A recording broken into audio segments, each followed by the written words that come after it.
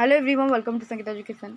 आज ठारू सकाळुआ स्कूल इन्हें जहाँ भी किसी अपडेट अच्छी वीडियो माध्यम में कहबी तो ता पूर्व वीडियो को लाइक करी चैनल को सब्सक्राइब करी आखिर बेल आइकन को क्लिक करी ऑल क्लिक करी रखियो समार भूल चलें तो डिन करी वीडियो स्टार्ट करबा।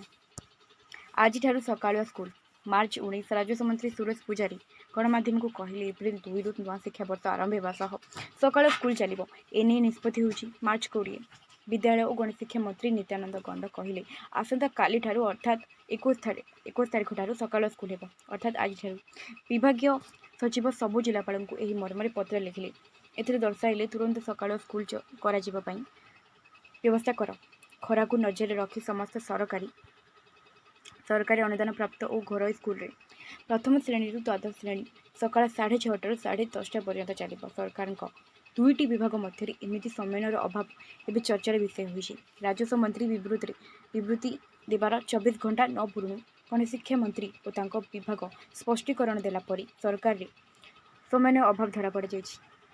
जदि राजस्व मंत्री कथा को विश्वास करा जाए तेबे 2 तारिख सकाळुआ स्कूल हेबो बोली सरकार निष्पत्ति नहीं सारी।